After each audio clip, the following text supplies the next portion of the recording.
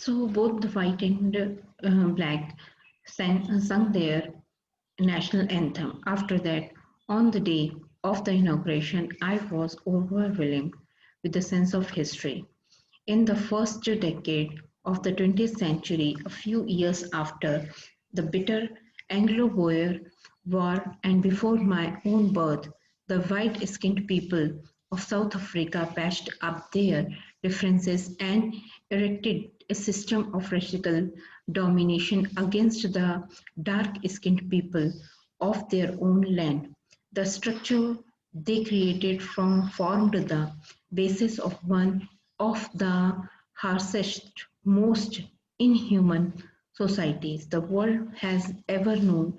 Now, in the last decade of the 20th century, and my own 8 decades as a man, that system had been overturned forever and replaced by one that recognized the right and freedom for all people, regardless of the country of their skin.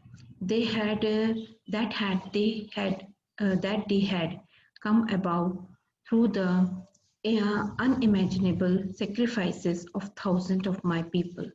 People, those suffering and courage can never be counted or repaid. I felt that day, as I have on so many other days, that I was simply the sum of all those African patriots who had gone before me. That long and noble line ended and now began again with me. I was pained that I was not able to thank them and that they were not able to see what their sacrifices had wrought. So, the president of Africa, Nelson Mandela, writes that later on that day, Mandela formed history. In the history decades of the 20th century, a few years after Anglo-Boer War, before his birth, the white-skinned patched up their differences and erected a system of racial domination against the dark-skinned people in the South Africa. It was the birth of apartheid, the hardest and the human creation. Now, in the last decade of the 20th century, the system has been overturned forever. Recognize the right of all people, irrespective of the colors and of their skin or religion. He remembered the suffering and courage of the thousands of patriots who participated in the long struggle but were not there to witness the fruit of their achievement. This thing happens in our country also. The people who fight for the freedom for a long time, they have not uh, uh, alive at that time to see the freedom, and we people are just free. So we have to take care of this freedom that is given by our ancestors to us. The policy of the apartheid created a deep and lasting wound in my country and my people. All of us will spend many years, if not a generation, recovering from the profound hurt. But the decades of the obsession and brutally had another unintended effect. And what was that? It produced the Oliver Tambos, the Walter Sissuls, a chief lieutenants, and Yusuf Dados, the Bam Fissers, and the Robert Sorbuquis in our time, men of such extraordinary. Some of the names that is taken by Nelson Mandela that these people have fought from our country, they are the main leaders at that time who was fought. Courage and wisdom and generosity, that their like may never be known again. Perhaps it requires such depth of obsession to create such height of the character. My country is rich in the minerals and gems that lies beneath its soil. But I have always known that its greatest wealth is its people, finer and truer than the poorest diamond. So the writer wants to describe that human resource is the main resource of any country. Whatever the minerals, whatever the wealth of that country is the human resource only. Because if the people are good, if the people are following the rules and regulations of their company, they thought about their company. So all that companies are prosperous. Like that, if we people, those who are living in the country, they thought about their country only. They follow the rules. They are obeying the laws. So what happened? Our country will be prosperous. There is no harm to our country, no harm to other, and this will give the life and strength to our country in all over the world. A good example of this is Japan. In the Japan, people are obeying the law. They love to their country. They don't want to leave. They are not going to do the job here and there in the other countries, and they are prosperous. Their country is in the very small Iceland is that there is no good environment is there, not everything they don't have, but they are making them, and they love to their country and not. So that is the thing we have to learn from that. So that thing is said by the Nelson Mandela here also, that we have to love our country, that the people is the wealth of the country. If they love to their country, people country will be prosperous.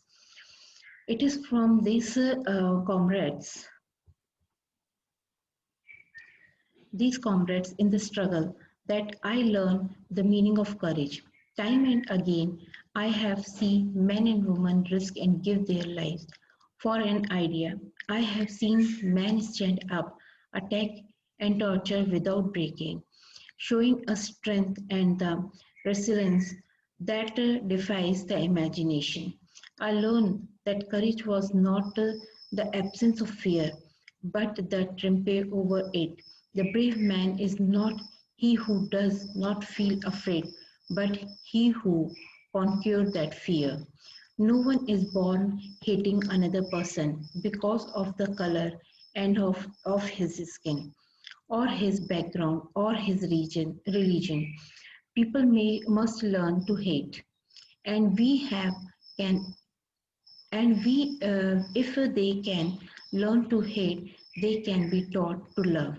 For love comes from more naturally to the human heart than its opposite.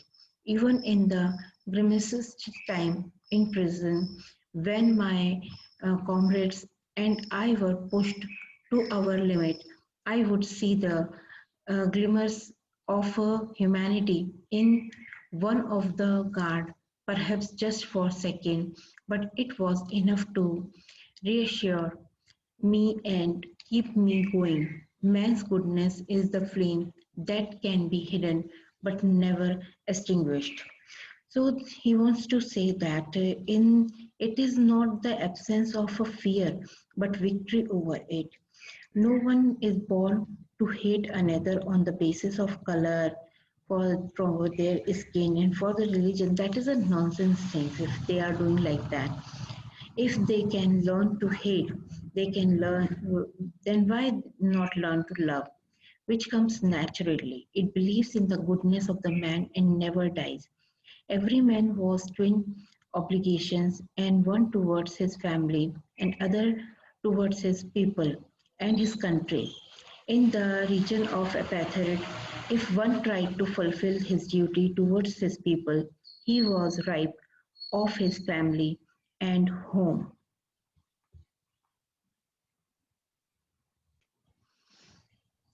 It was born with the hunger to be free. I was born free, free in every way. What I could know, free to run in the fields near my mother hut, free to swim in the clear stream that ran through my village, free to roast meals under the star and ride the board back of slow-moving bulls. As long as I obeyed my father and abide by the customs of my tribe, I was not troubled by the law of man or God.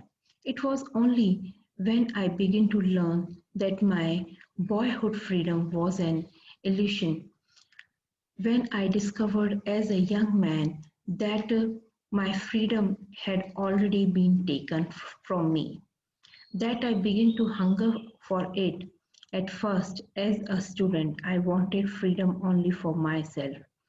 The transitory freedoms of being able to stay out at night, read what I pleased, and go where I choose. Later, later as a young man, and the Johannesburg, I yearned over the basic and honorable freedom of achieving my potential to learn and keep me of marrying and having family, the freedom not to be obstructed in the lawful life. But then I slowly saw what not only was I not free, but my brother and sister were not free. I saw that it was not just my freedom what that was curtailed, but the freedom of everyone who looked like I did. That is then when I joined the African National Congress, and that is when the hunger from my own freedom becomes the greater hunger for the freedom. So here he wants to say that how he has started the fight for the freedom. He saw the discrimination of the people in the birth at his birth time. He said he was free. He had the freedom to run in the field, swim in the stream, right? But when he was boyhood, freedom was the illusion for him. As a student, he wanted transitory freedom, freedom to stay out at night, to read the books of his choice. As a young man, he yearned for the basic honorable freedom of achieving his potential, of earning, of marrying and having a family. When he became a young and joined the African National Congress Party, he first wanted freedom only for himself, then for all of his people and his country. Both need to be liberated. The obsessor is a prisoner of heartache, prejudice, and narrow mindedness. The obsessor and the obsessed both are robbed their humanity, and he wants free from all these things. My people, it was desire to freedom for my people and live their lives in dignity and self-respect and animated my life that transformed and frightened young into the bold one that drove a law-abiding attorney to become the criminal that turned the family-loving husband into a man without a home that forced a life-loving man like a monk. I am not more virtuous and the self-sacrificing than the next man, but I found that I could not even enjoy the poor and limited freedom I was allowed when I knew my people were not free. Freedom is indivisible. The chains of anyone of my people were the chain on all of them. The chains on all my people were the chains on me. So he wants to say that the people, those who are just make them, if he is free, so all of them will be free and all of them will be enjoy their life and do something more for their country.